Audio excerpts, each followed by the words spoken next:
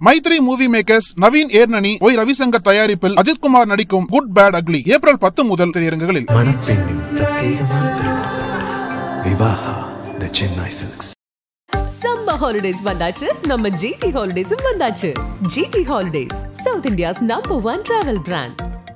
மறுமலர்ச்சி தொழிலாளர் முன்னணியின் பொதுக்குழு கூட்டம், புதிய நிர்வாகிகள் தேர்வு இப்பொழுது இங்கே நடைபெற்று கொண்டிருக்கிறது.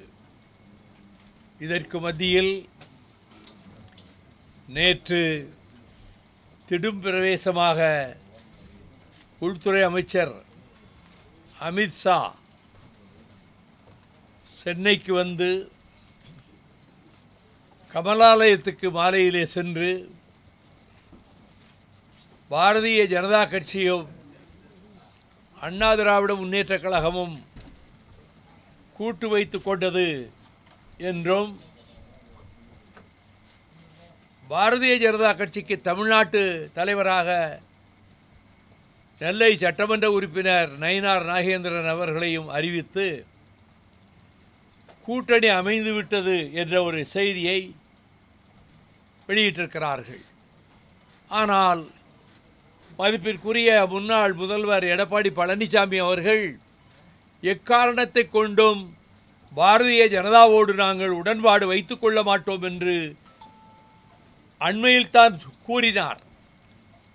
அதற்கு பின்னர் பாரதிய ஜனதா கட்சியினுடைய சில கொள்கைகளை எல்லாம் விமர்சித்து பேசினார். ஆனால் திடீரென்று அவர் டெல்லிக்கு சென்றதும், பிறகு சட்டமன்ற உறுப்பினர் நண்பர் செங்கோட்டையன் சென்றதும், செங்கோட்டையன் 2 முறை சென்றதும், இதற்கு பிறகு இங்கே அமித்ஷா வருவதாக திடீரென்று அறிவிப்பு வந்து கூட்டணி அரசு அமைக்கப் போகிறோம், அதிமுக தலைமையில் கூட்டணி என்று அந்த வார்த்தையும் சொன்னார். ஆனால் இந்த அறிவிப்புக்கு முன்னால் மாநில முதல்வராக இருந்த அண்ணா திராவிட முன்னேற்றக் கழகத்தினுடைய பொதுச் செயலாளர் மதிப்புக்குரிய எடப்பாடி பழனிசாமி அவர்கள் ஒரு வார்த்தை பேசவில்லை. கூட்டணி அமைகிறது அவர் தலைமையில் என்று சொன்னால் 5 நிமிடமாவது அவர் பேசி இவர்களை வரவேற்று முறைப்படி அதற்கு பிறகு பிஜேபி பேசினால் அது கூட்டணிக்கு ஆரோக்கியமானதாகவும் ஒரு உண்மையான கூட்டணி அமைவதாகவும் தெரியும்.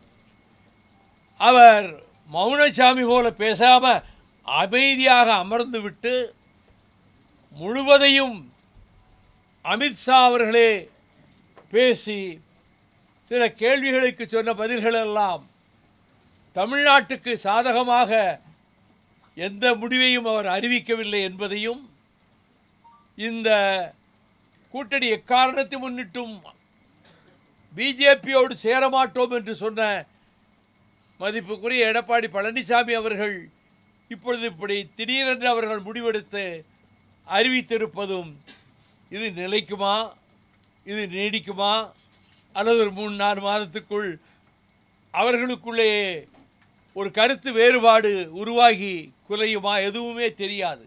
ஆனால் அவர்கள் பாரதிய ஜனதாவுக்கு எடுபிடி போல இருந்து கொண்டுதான் நேற்றைக்கு அந்த நிகழ்ச்சியை நடத்தி காட்டினார்களே தவிர, அண்ணா திராவிட முன்னேற்றக் கழகத்திலே இருந்து ஒரு வார்த்தை யாரும் பேசவே இல்லை.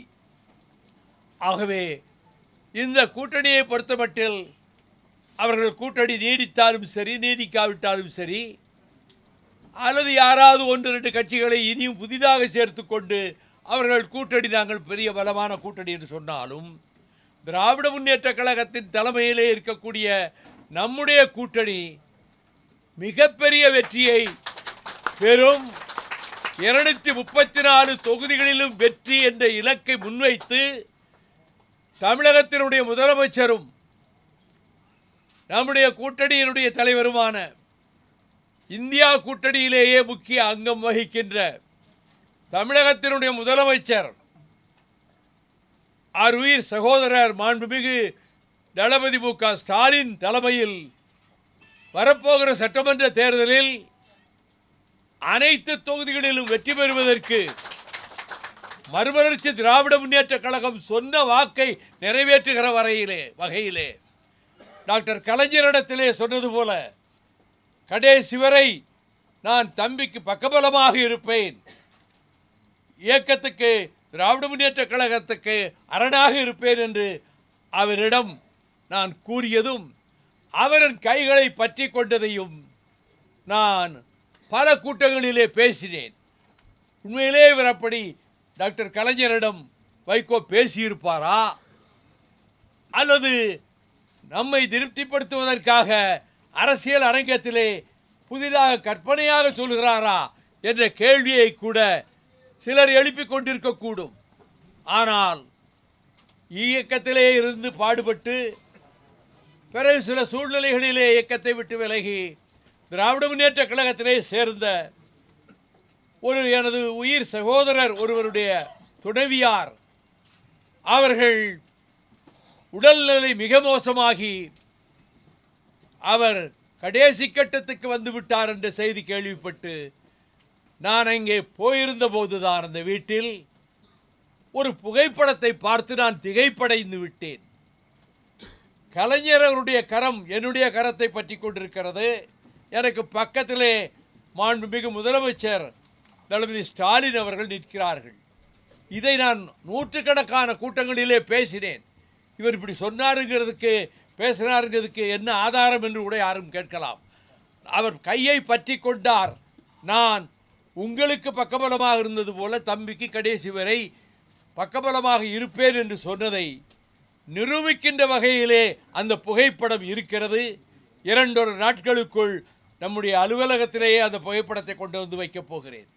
என்றால் தான் கடைசி சந்திப்பு, அதில் என்ன நடந்ததுன்னு நான் பேசியிருக்கிறேன். அதுக்கு சாட்சியமாக இந்த புகைப்படம் அமைந்திருக்கிறது. ஆகவே நாம் எடுத்த முடிவிலே உறுதியாக இருக்கிறோம். எந்த விதமான சலனமோ சஞ்சலனமோ சபலமோ எதுவுமே இல்லை. நாம் ஆளுகிற அரசுக்கு மாறாக ஒரு கருத்தையும் நம்மவர்களில் யாரும் எந்த மேடையிலும் பேசுவதில்லை. நாம் அதுபோல எந்த ஆர்ப்பாட்டமும் நடத்தவில்லை. சொன்ன விதத்திலேயே என்றால் மற்ற கட்சிகளுக்கும் நமக்கு உள்ள வித்தியாசம், மற்ற கட்சிகள் தனித்தனி கட்சிகள், அவர்கள் இப்பொழுது கூட்டணிக்கு வந்து சேர்ந்திருக்கிறார்கள். நாம் அதிலே ஒரு அங்கமாக இருந்தவர்கள். நாம் எல்லோரும் திமுகவின் அங்கமாக இருந்து 93 நான் வெளியேற்றப்பட்ட பிறகு ஆரம்பிக்கப்பட்ட ஒரு தனி கட்சி 31 வருடங்களாக நாம் பாடுபட்டு நடத்தி கொண்டு வருகிறோம். அந்த கட்சி கூட்டணி வைத்திருப்பதற்கும் மற்ற கட்சிகள் கூட்டணியிலே இருப்பதற்கும் பெருத்த வேறுபாடு இருக்கிறது என்பதனாலே நாம் சொல்லுகிற ஒவ்வொரு வார்த்தையும் ஒவ்வொரு சொல்லும் அதற்கு 100 விதமான அர்த்தங்களை கற்பிக்க பலர் தயாராக இருக்கிற காரணத்தால் நாம் மிகுந்த எச்சரிக்கையோடு இந்த கூட்டணியை வெற்றிகரமாக கூட்டணியிலே நம்முடைய பங்கை செலுத்த வேண்டும் என்று முடிவு செய்திருக்கிறோம். நம்முடைய மறுமலர்ச்சி தொழிலாளர் முன்னணி தோழர்கள் உண்மையான தியாகிகள்.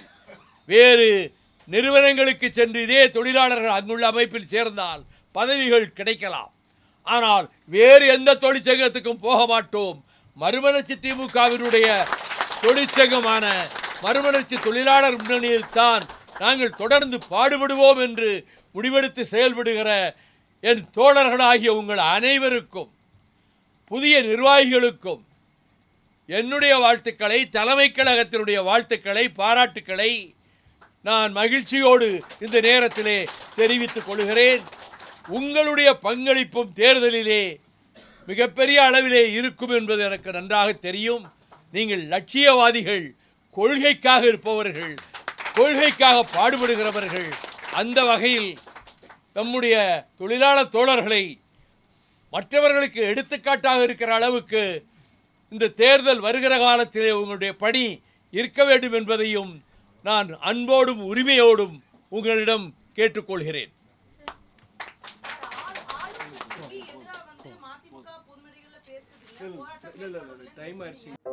நக்கீரன் டிவிக்கு சப்ஸ்கிரைப் செய்யுங்கள். உங்கள் ஆதரவே எங்கள் பலம். ஆசிரியர்களுக்கு நண்பனாகவும் மாணவர்களுக்கு ஆசானாகவும் திகழும் தேர்வு வழிகாட்டி ஒவ்வொரு பாடத்திற்கும் அனுபவமிக்க ஆசிரியர்களின் துல்லியமான தெளிவான விடைகள். CNC இருக்கு, தேர்வு பயம் எதற்கு? இது தீரன் பப்ளிஷிங் ஹவுஸ் விற்பனை வெளியீடு.